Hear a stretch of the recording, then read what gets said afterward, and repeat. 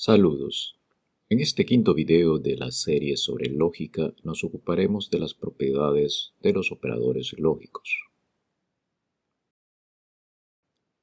En el video anterior analizamos las formas proposicionales y el valor lógico que pueden llegar a tener, con lo que definimos entonces la tautología, la contradicción y la contingencia.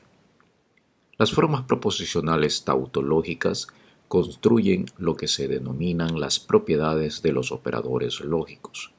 Estas propiedades se agrupan en leyes que involucran equivalencias lógicas y leyes que involucran implicaciones lógicas.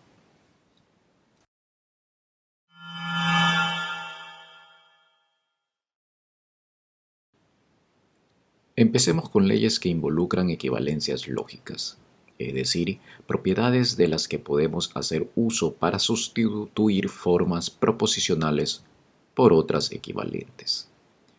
La conjunción y la disyunción inclusiva presentan leyes similares y son las siguientes. Ley conmutativa. Esta ley indica básicamente que no importa el lugar en que se coloquen las proposiciones o variables proposicionales, el resultado es el mismo. Ley asociativa. Esta ley permite agrupar proposiciones o variables proposicionales que están unidas por un mismo conector lógico, ya sea de la conjunción o ya sea de la disyunción. Si a esta ley la mezclamos con la anterior de la conmutatividad, el orden de las variables proposicionales y sus agrupaciones pueden ser arbitrarios. Ley de idempotencia. Esta ley nos indica que en conjunción y en disyunción no existen las potencias como en la multiplicación del álgebra. Si multiplico x por x, tengo x al cuadrado, o si sumo x más x, tengo 2x. En lógica, no importa las veces que realizo una conjunción de p consigo mismo. El resultado seguirá siendo p. Esta propiedad de idempotencia no es exclusiva de la lógica matemática. Existe también en la teoría de conjuntos, en funciones, en matrices y en otras ramas, inclusive en informática. Ley de identidad.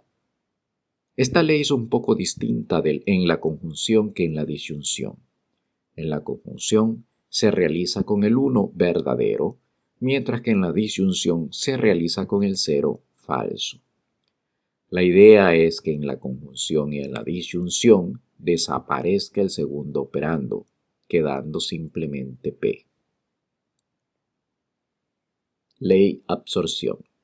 Esta ley, al igual que la anterior, trabaja con valores distintos. En la conjunción, P se conecta con 0, falso, y desaparece. En la disyunción, P se conecta con 1, verdadero, y desaparece. De ahí su nombre de absorción. Luego tenemos la ley de la negación, algo que ya hemos visto en ejercicios pasados. Negar algo falso lo convierte en verdadero, y al contrario, negar algo verdadero lo convierte en falso. Ley de la doble negación o involutiva. Es algo que parece bastante obvio en lógica, que el negar 2 veces algo es como no haber negado. Sin embargo, en el lenguaje cotidiano existen frases que son doble negación para la lógica, pero las personas no lo interpretan así.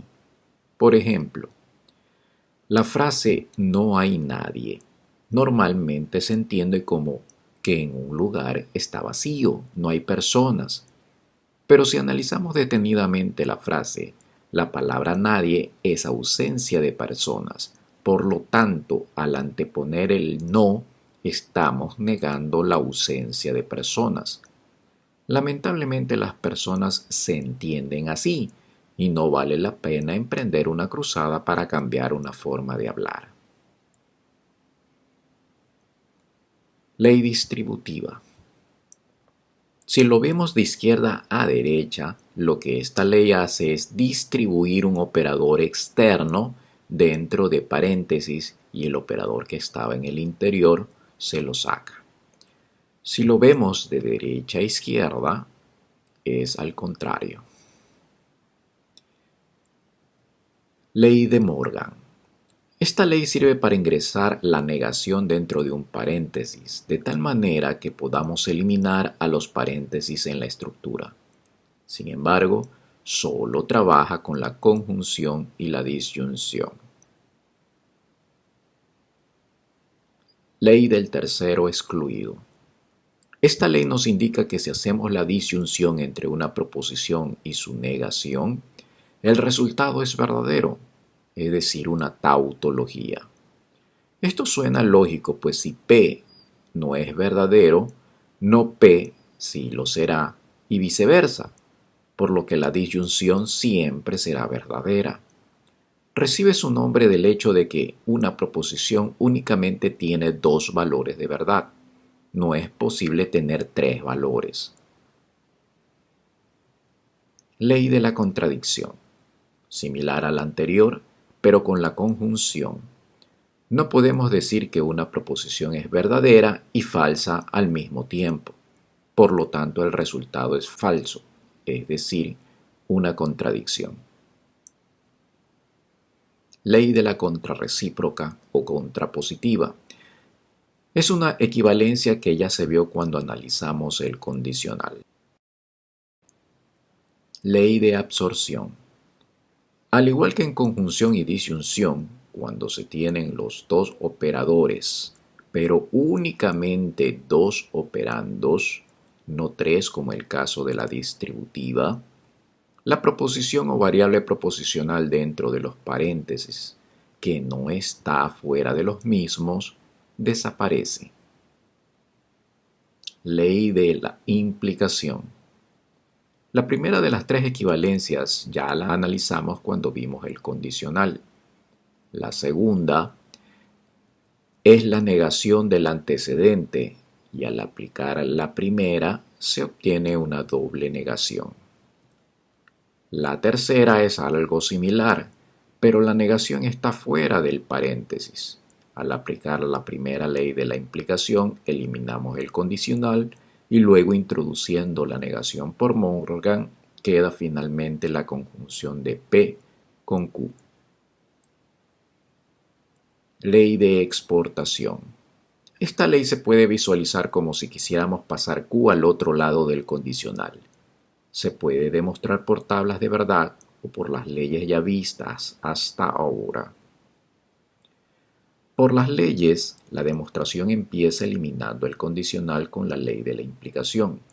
Luego, usando Morgan, se rompe el paréntesis, con lo que se puede reagrupar variables usando la ley asociativa y reconstruyendo los condicionales con la ley de la implicación. Ley de reducción al absurdo. Esta ley indica que si tenemos un condicional en el que si se tiene P, entonces se tiene Q, es lo mismo que decir si se tiene P y no se tiene Q, entonces se tiene una contradicción. Esta ley es normalmente utilizada en demostraciones y es la base para una forma de demostrar la validez de un razonamiento. Ley de equivalencia. Esta ley ya la vimos cuando analizamos el bicondicional en un vídeo anterior.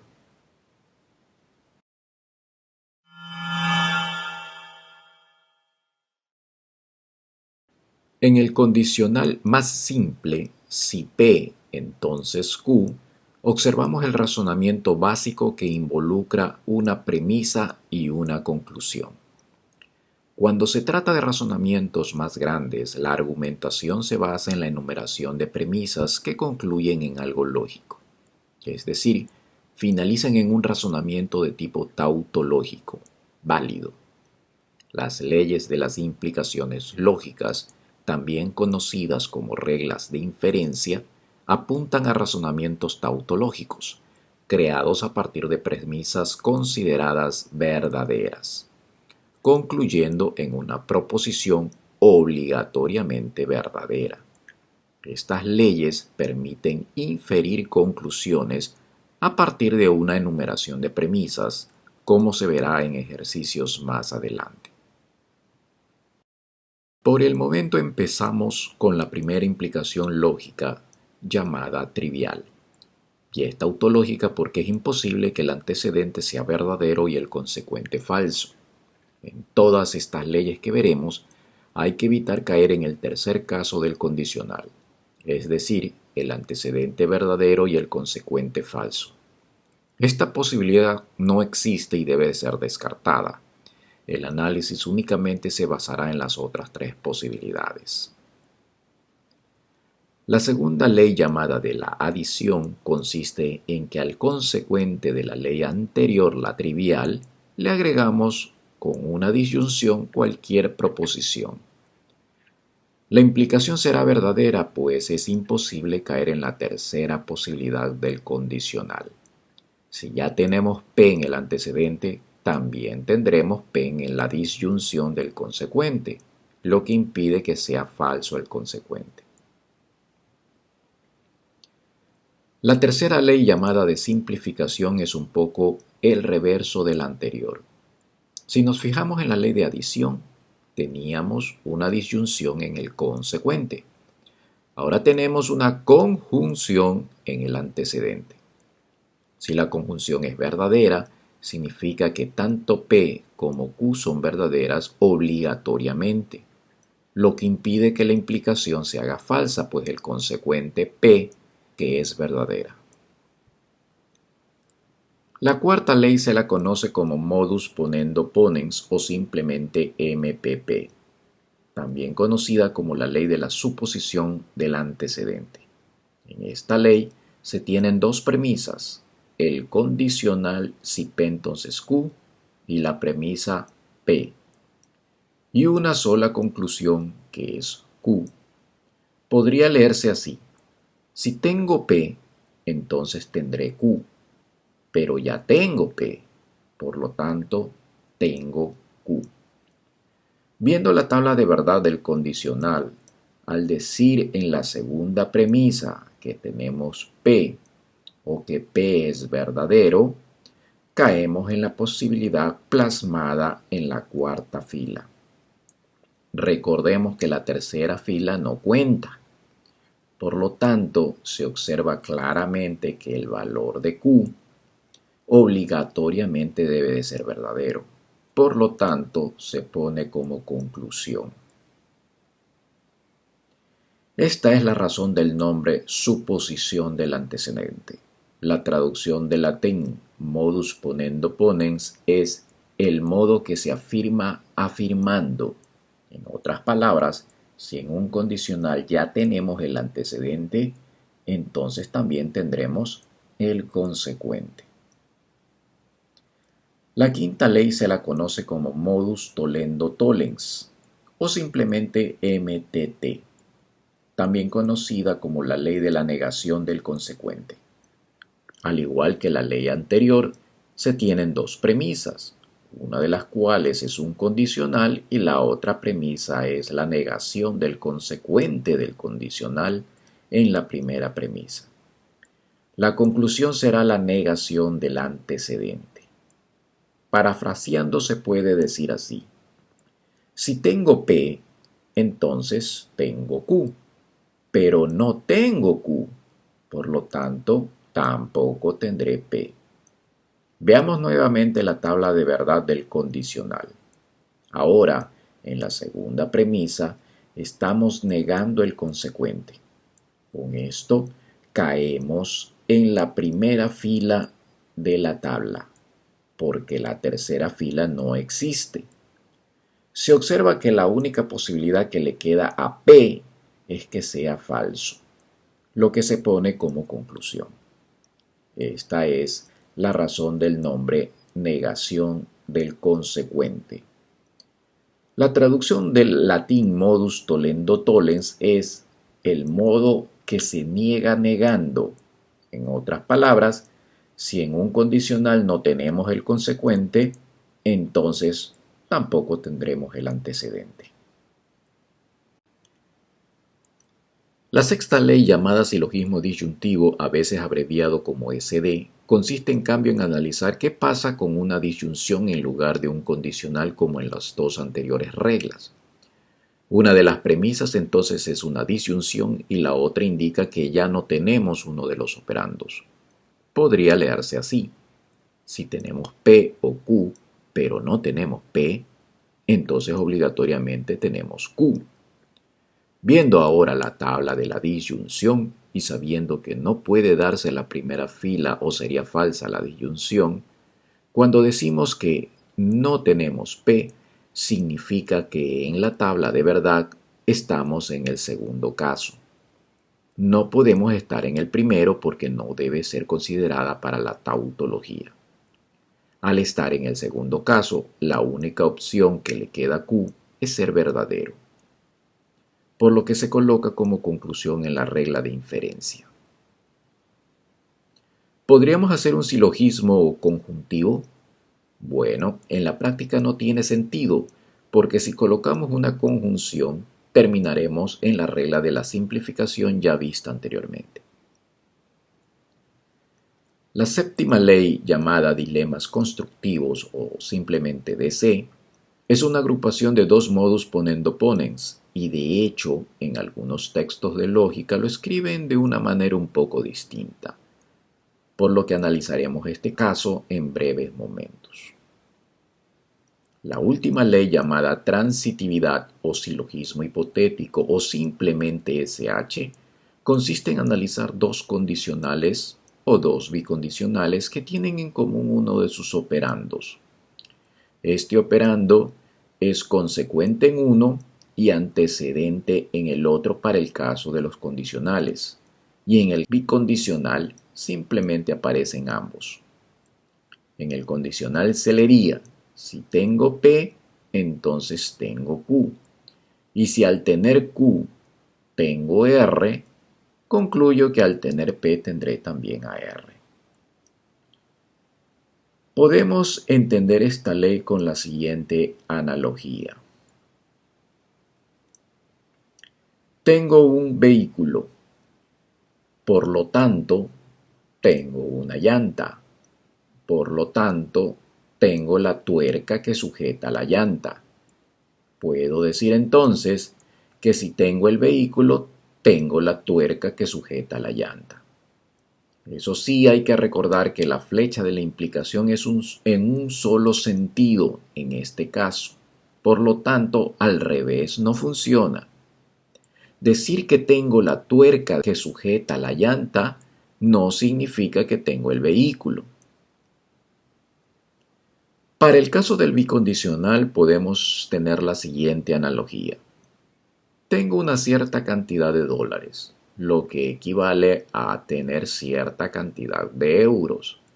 A su vez, estos euros equivalen a tener cierta cantidad de bitcoins, por lo que puedo decir que la cantidad de dólares que tengo equivale a esa misma cantidad de bitcoins.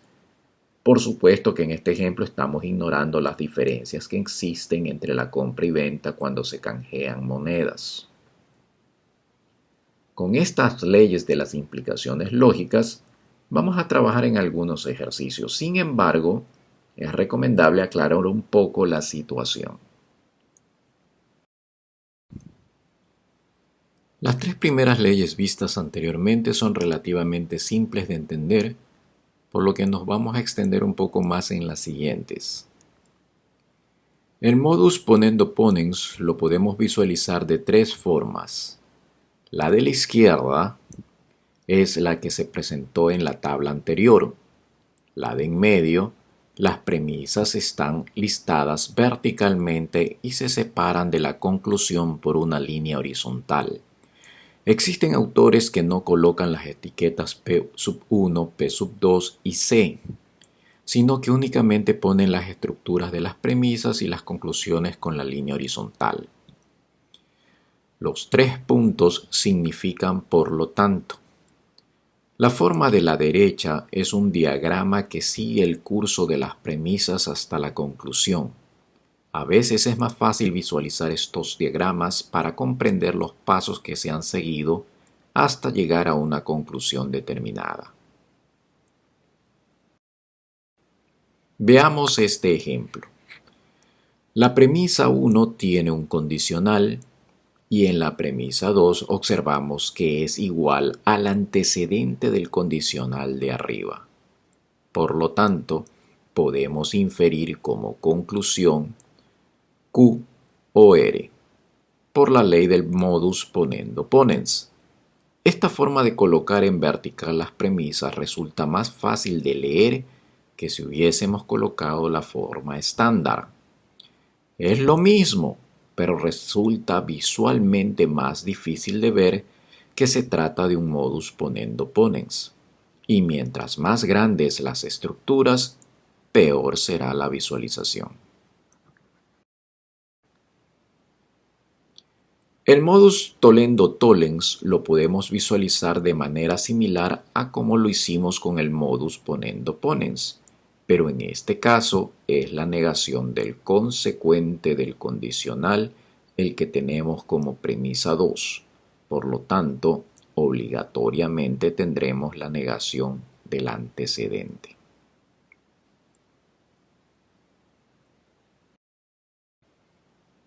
Veamos este ejemplo. La premisa 1 tiene un condicional y en la premisa 2 observamos que no se parece ni al antecedente ni al consecuente del condicional de la premisa 1. Pero observamos que la premisa 2 tiene una P y a R en conjunción. Iguales variables proposicionales que están en el consecuente de la premisa 1. Esto nos debe hacer sospechar que el consecuente de la premisa 1 pudo haber sido manipulado. Procedemos entonces a analizar por separado el consecuente de la premisa 1. Como queremos llegar a una conjunción como en la premisa 2, el condicional estorba en esta estructura proposicional. Por lo tanto, aplicamos la ley de la implicación. Ya no tenemos la flecha del condicional, pero la disyunción no es lo que buscamos. Sin embargo, en el modus tollendo tollens se dice que la premisa 2 consiste en la negación del consecuente. Por lo tanto, le agregamos la negación a la estructura en la que trabajamos. Luego aplicamos la ley de Morgan para introducir la negación dentro de los paréntesis y esto genera que la disyunción cambie a conjunción y las negaciones internas se cancelen por la ley de la doble negación o involutiva. Con este último paso, vemos que la expresión resultante es exactamente igual a la premisa 2. Por lo tanto, inferimos que la conclusión que generan las premisas por la ley del modus tollendo tollens es la negación del antecedente del condicional en la primera premisa. Hasta aquí podríamos dejar la conclusión. Sin embargo, es común trabajar todo lo que se pueda sobre formas proposicionales a las que se les puede aplicar las leyes ya vistas para reducirlas en tamaño. Y en esta conclusión se puede introducir la negación externa dentro de los paréntesis. Aplicando la ley de Morgan, tenemos otra forma de expresar la conclusión. Pero esto se parece a la ley de implicación, pero los operandos están al revés. Por tanto, aplicamos la ley conmutativa y luego la ley de implicación, con lo cual ya tenemos la conclusión en su forma más simple. Si Q, entonces P. Cualquiera de las cuatro formas que hemos obtenido de la conclusión podría darse como resultado de la inferencia aplicada a través del modus tollendo tollens. Dependerá si el enunciado del problema viene con respuestas múltiples o no.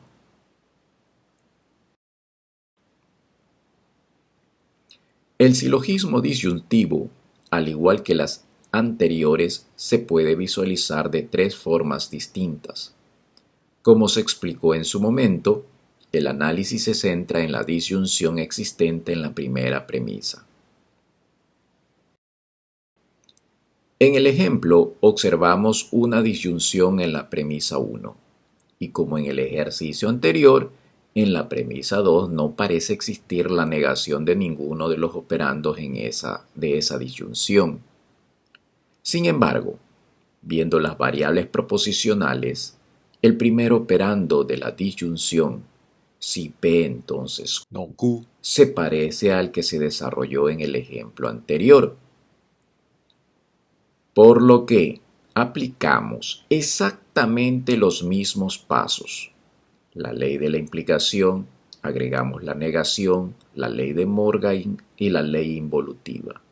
Queda entonces aplicar el silogismo disyuntivo, que consiste en inferir como nuestra conclusión el segundo operando de la disyunción de la premisa 1.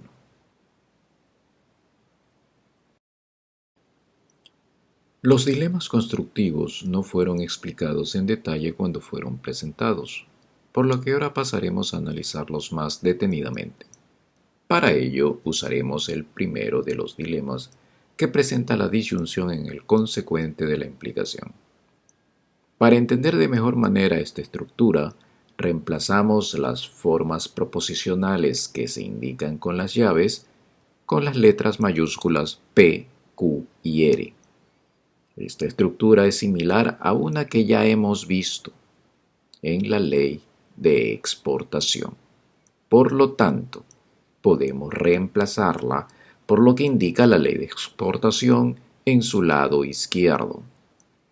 Reemplazando la estructura obtenida por las formas proposicionales correspondientes para P, Q y R, obtenemos una estructura cuyo consecuente es más reducido que el anterior.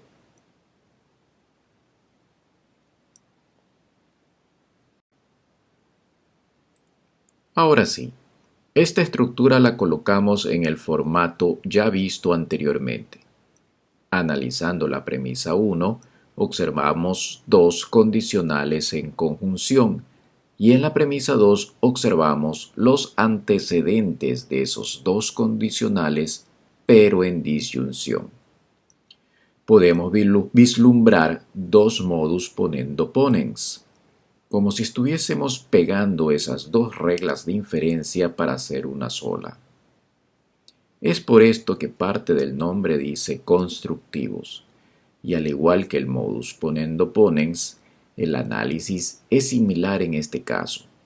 Si ya tenemos cualquiera de los dos antecedentes en la premisa número 2, o los dos a la vez, entonces obligatoriamente tendremos cualquiera de las consecuentes o las dos a la vez en la conclusión. El segundo dilema constructivo es similar al ya visto. La única diferencia es que en lugar de disyunciones tenemos conjunciones, pero la lógica que encierra su desarrollo es exactamente la misma.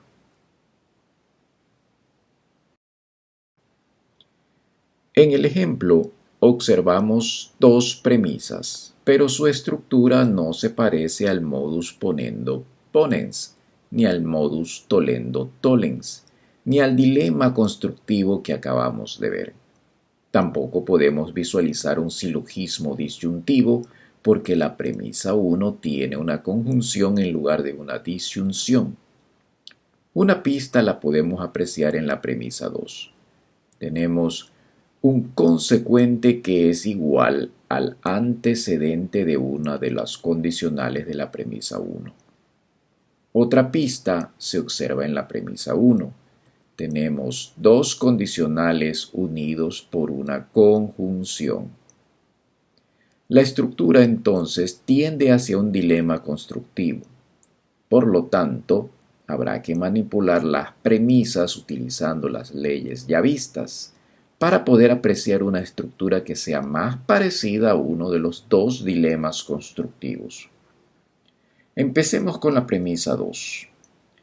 Para que sea un dilema constructivo, la premisa 2 debería de tener una conjunción o una disyunción, pero tenemos un condicional.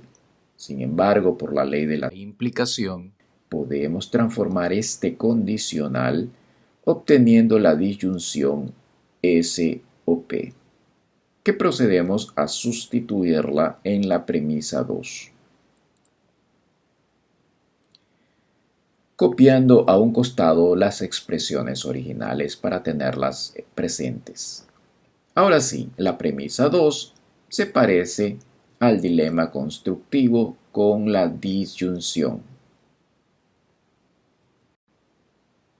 El segundo condicional de la premisa 1 con el segundo operando de la disyunción de la premisa 2 ya tiene la forma del dilema constructivo. Falta que se adapte el primer condicional de la premisa 1. La variable proposicional S debería estar como premisa y no estar negada, para que esté en concordancia con la S que está abajo en la premisa 2. Para cambiar de lugar entre el antecedente y el consecuente sin que varíe el valor de verdad de la condicional, podemos recurrir a la ley contrarrecíproca, por lo que, cambiando de lugar la negación de S y a su vez con la ley involutiva, la doble negación genera que S quede sin negación alguna. Esta última expresión puede ahora reemplazar al primer condicional de la premisa 1.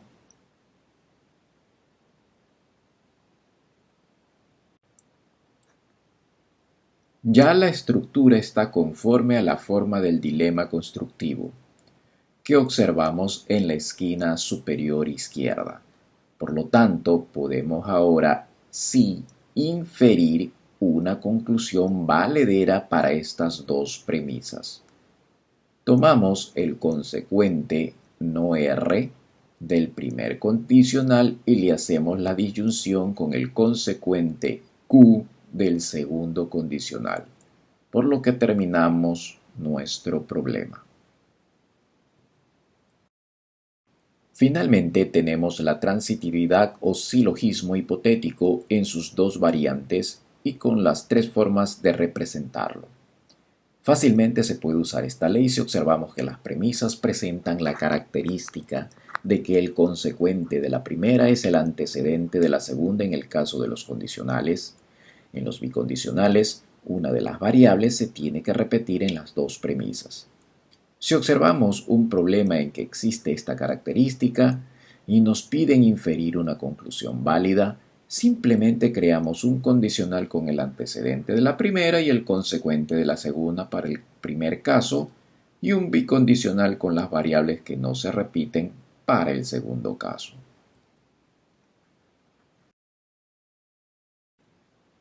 Ahora planteemos el siguiente ejercicio.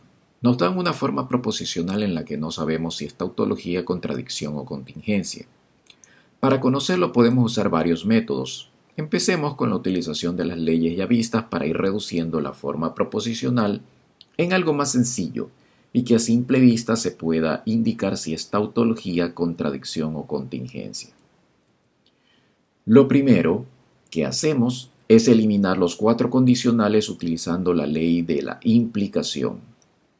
De esta forma, en la parte central observamos a R como una doble negación. Por lo tanto, aplicamos la ley involutiva.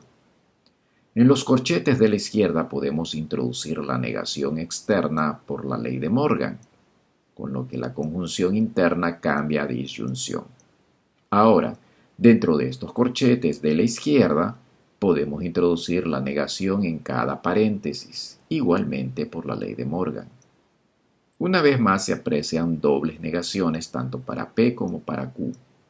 Aplicamos la ley involutiva o doble negación.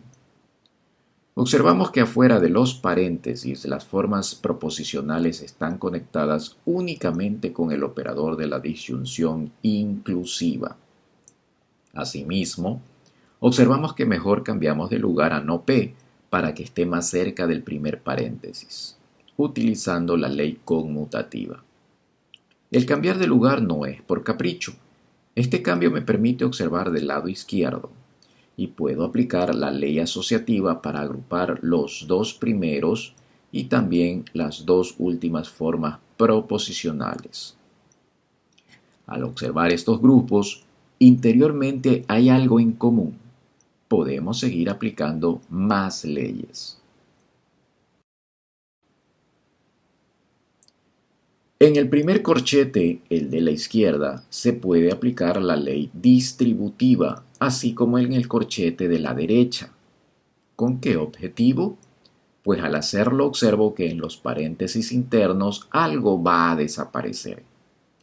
Vemos claramente que por la ley del tercero excluido la expresión se reduce y luego estos valores de 1 verdadero, como están en conjunción con otra forma proposicional por la ley de identidad, desaparecen. Esta última forma proposicional podemos seguir cambiándola, pero el objetivo del ejercicio no es la simplificación, sino clasificar la forma proposicional original. Por lo tanto, nos basta con esta última forma proposicional encontrada para ver que básicamente tenemos dos disyunciones. El valor de verdad de toda la expresión dependerá de los valores de verdad de las variables proposicionales. Por lo tanto, la forma proposicional original es una contingencia.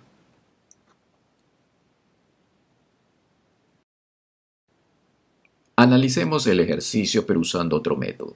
Ya sabemos que la forma proposicional puede ser cambiada por su forma equivalente más reducida, pero si lo hacemos con una tabla de verdad, nos saldría este resultado. ¿Nos podemos equivocar con la tabla? Sí, pues hay que tener cuidado con los valores que se colocan en cada casillero. Si nos equivocamos en uno, quizás el resultado final cambie drásticamente. La tabla muestra entonces que la forma proposicional es una contingencia, pues se puede ver que la sexta fila de valores en la tabla es la única que crea un falso en la forma proposicional A. Olvidándonos del resto de casos, vemos que podemos decir de esta fila. Para que la forma proposicional A entonces sea falsa, el valor de P debe de ser verdadero, Q falso y R verdadero. También está claro que podemos construir una forma proposicional en base a este planteamiento que acabamos de hacer. P y no Q y R sería la forma proposicional que indica cuando A es falso. Si en base a este planteamiento queremos ver ahora cuando A es verdadero, lo único que debemos hacer es negar esta última forma proposicional. Aplicando la ley de Morga, rompemos el paréntesis y finalmente arreglando un poco la expresión usando la ley conmutativa y aplicando la ley involutiva en la variable Q, se termina sin la negación. El resultado obtenido es exactamente igual al que encontramos utilizando las leyes de los operadores lógicos.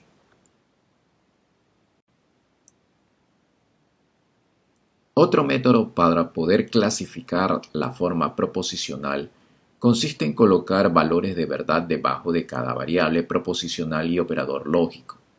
Pero, ¿cómo empezamos? Empezamos viendo el operador más externo. Es un condicional. La tabla de verdad del condicional tiene 3 casos que dan verdadero y uno solo que da falso. Por lo tanto, asumiremos ese caso de falsedad. Si hubiésemos tenido, por ejemplo, una conjunción donde 3 casos son falsos y uno verdadero, hubiéramos cogido el de verdadero. Siempre escogemos el caso que menos ceros o unos tenga en la tabla. Volviendo a nuestro problema. Para que el condicional dé un falso, el antecedente deberá ser verdadero y el consecuente falso. Tener en cuenta que el antecedente es precisamente una conjunción, por eso el valor se coloca debajo de la conjunción, mientras que el consecuente es otro condicional y su valor de falso va debajo de este condicional.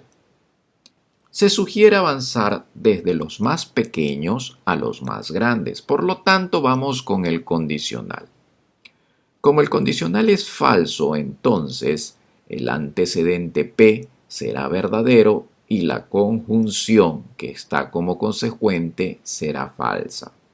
Hemos encontrado nuestro primer valor. P es verdadero. Pasemos a la última conjunción que hemos visto ser falsa.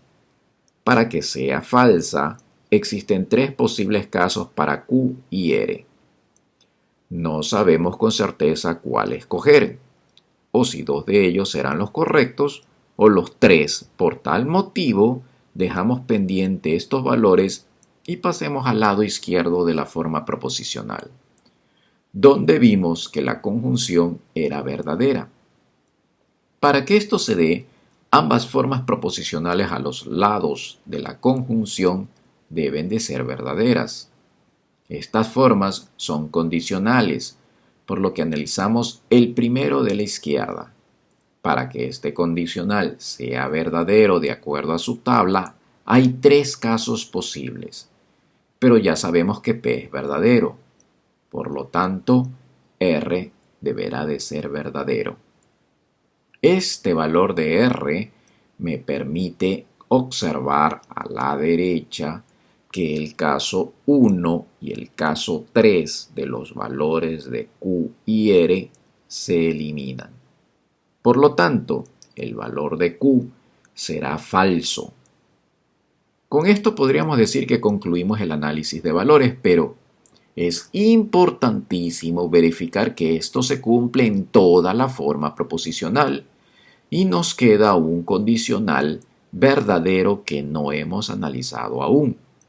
En este condicional hay tres posibles casos en los que el condicional da verdadero, pero ya sabemos que R es verdadero y Q es falso.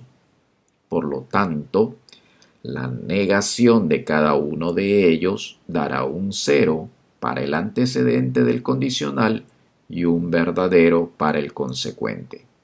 Con esto confirmamos que el condicional es verdadero como ya lo habíamos visto.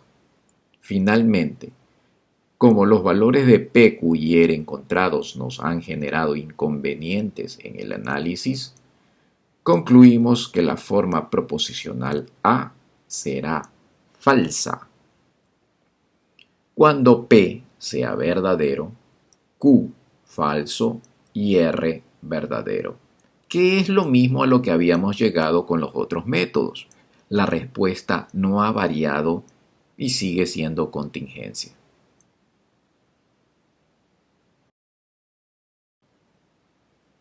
En este ejercicio, a diferencia del anterior, sí se pide simplificar la forma proposicional. Por lo tanto, en este tipo de situaciones, el uso de las leyes de los operadores lógicos es indispensable. ¿Significa que no se puede usar el método de la tabla de verdad o el de los valores colocados debajo de cada expresión? En realidad no, sí se pueden utilizar, pero esos métodos pueden generar múltiples inconvenientes que es preferible evitar. Entonces, empecemos con la forma proposicional dada. En la estructura se observa que el grupo resaltado son varias disyunciones que pueden reagruparse por la ley asociativa. El primer grupo resaltado en verde puede ser reducido por la ley del tercero excluido y el segundo grupo por la ley de idempotencia. Luego, por la ley de la absorción, podemos eliminar a Q. Hemos encontrado un bicondicional que contiene un verdadero en uno de sus costados. No hemos expresado ley alguna para este caso, pero podemos analizar qué pasa. El bicondicional como tal puede ser sustituido por dos condicionales, por la ley de equivalencia. Estos condicionales pueden sustituirse por la ley de implicación. Esto crea un cambio del 1 verdadero a un 0 falso por la ley de negación y por la ley de la absorción solo queda un 1 del lado derecho. Finalmente, por la ley de identidad, todo se reduce a R o no Q. Podríamos entonces aventurarnos a decir que estamos ante la ley de identidad en el bicondicional. Continuando con nuestro análisis, sustituimos el condicional resaltado en Cian por la ley de la implicación. Después, Como nos queda no Q en ambos paréntesis, por la ley distributiva podemos reducir más nuestra expresión. Dentro de los únicos paréntesis que han quedado, por la ley de la contradicción, se sustituye esa expresión por un falso. Y finalmente, por la ley de identidad en la disyunción inclusiva, obtenemos no Q. Esta es la forma proposicional más simple que podemos encontrar.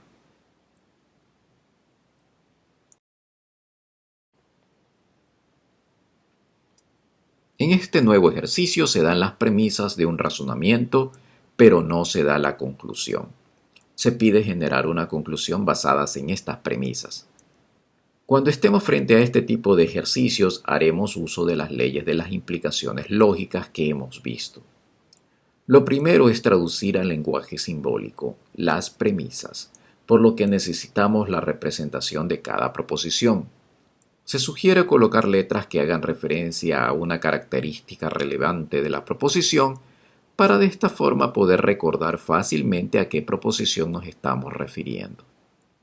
En el ejercicio se ha colocado la E para estudio diariamente, la A para aprendo la materia y la H para hago bien el examen. En otras palabras, se ha escogido la inicial de cada verbo en las proposiciones. Para aplicar las reglas de inferencia ya vistas, traducimos las premisas y las colocamos en la forma de lista. En el siguiente ejercicio veremos el uso de los diagramas. Las premisas colocadas de esta manera pueden recordarnos a la ley de la transitividad o silogismo hipotético. Lo único que debemos hacer para construir nuestra conclusión es crear un condicional con el antecedente de la primera premisa y el consecuente de la segunda premisa. Esta sería mi conclusión válida. Podríamos aplicar la ley de implicación para sustituirla por una negación y una disyunción, pero lo podemos dejar así. Parafrasear esta conclusión quedaría así. Si estudio diariamente, hago bien el examen. O puede ser utilizando la expresión ¿por qué? O cualquier otra de las ya vistas para el condicional.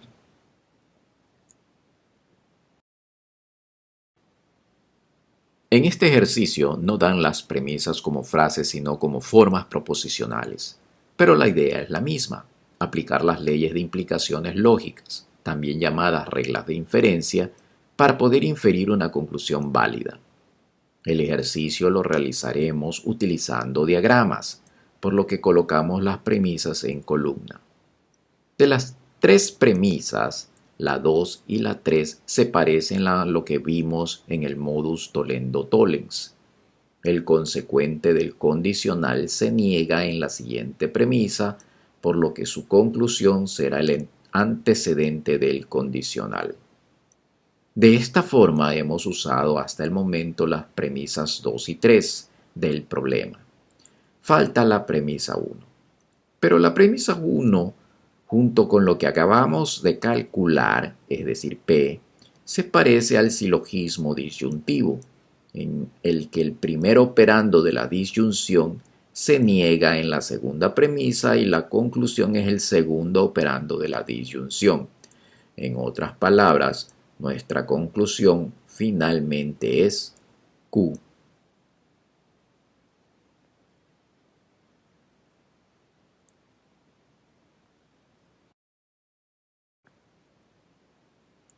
Este ejercicio es parecido al anterior, pero ahora con 4 premisas. Las colocamos en columna y nos fijamos que la premisa 1 y la 2 se parecen a la transitividad o silogismo hipotético. Esto último, en conjunto con la premisa 3, se parecen al modus tollendo tollens. Y finalmente, esto, en conjunto con la premisa 4, se parecen al silogismo disyuntivo. Hasta aquí tendríamos nuestra conclusión T y S. Sin embargo, podríamos sacar otras conclusiones, Recordando la ley de implicación, podemos también concluir simplemente como T o S. Cualquiera de estas tres conclusiones sería una conclusión válida.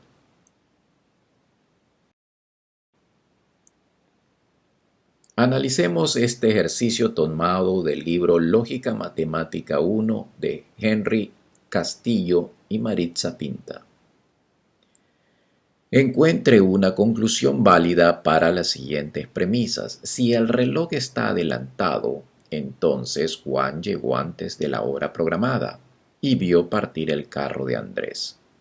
Si Andrés dice la verdad, entonces Juan no vio partir el carro de Andrés. Andrés dice la verdad o estaba en el edificio en el momento del crimen. El reloj está adelantado.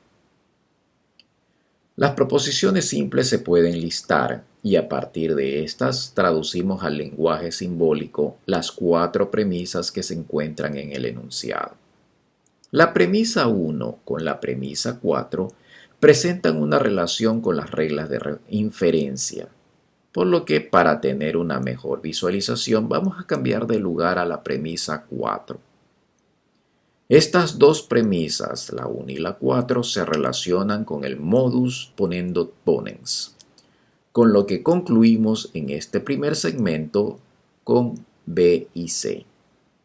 Esta última no me ayuda con las dos premisas que faltan, pero se puede simplificar eliminando B y quedándonos únicamente con C. C me permite agrupar con la premisa 2 y esto tiene la estructura del modulus tollendo tollens, lo que genera un no D. Por último, lo juntamos con la premisa 3, visualizando un silogismo disyuntivo, por lo que podemos concluir que Andrés estaba en el edificio en el momento del crimen.